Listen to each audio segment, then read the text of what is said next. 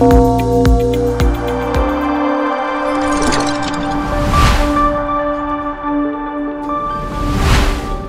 Business today रे आजिर मुख्य खबर। ओडिशा रे उत्पादन हेबो विमान इंधन। गंजाम जिला हेबो शिल्प समृद्ध। 9टी इनक्यूबेटर को स्टार्टअप ओडिशार स्वीकृति। ढेंकानाल रे 308 कोटी टंकार विभिन्न उन्नयनमूलक प्रकल्पर शुभारंभ कले मुख्यमंत्री। वन्यप्राणी एवं उद्भिद संरक्षण और सुरक्षा पई 50 कोटी व्यय बराद। ऑयल इंडिया लिमिटेड रो सहायता कंपनी नुमालीगढ़ रिफाइनरी लिमिटेड रो ओडिशा रे विमान इंधन कारखाना स्थापन करने को योजना। वार्षिक 200 किलोटन क्षमता विशिष्ट कारखाना स्थापन हेबो बोली कंपनी अध्यक्ष रंजित रथ सूचना दैछंती।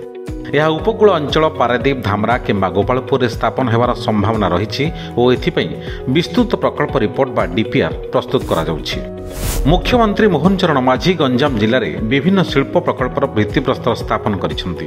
तरंगणी डिस्टिलरीज प्राइवेट लिमिटेड, सात्विकी solar industries private limited, world green energy private limited, Petronet LNG limited एवं ओडिशा मोनालिथिक इत्यादि एही शिल्प प्रकल्प रे अंतर्भुक्त। एही प्रकल्प गुड़िकरे 28,084 कोटी टंकार पुंजी निवेश हेबा सह 15,455 रु अधिक नियुक्ति सुजोग सृष्टि हेबो।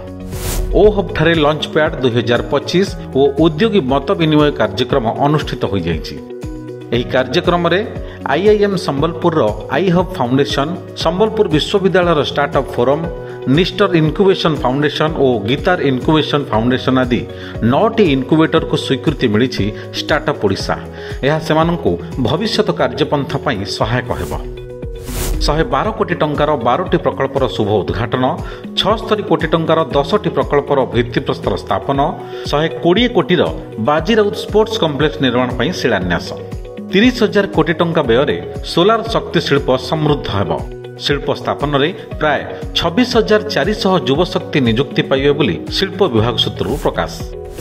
आम शिमिलीपाल योजना माध्यम वन्यप्राणी और उद्भिद संरक्षण और सुरक्षा पई 50 कोटी टंका व्यय एक नूतन प्रयासर शुभारंभ करिसेंती राज्य सरकार।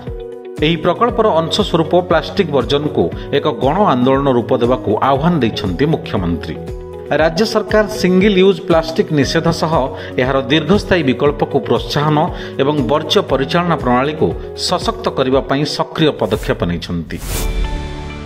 It's all of your business. Business breaking.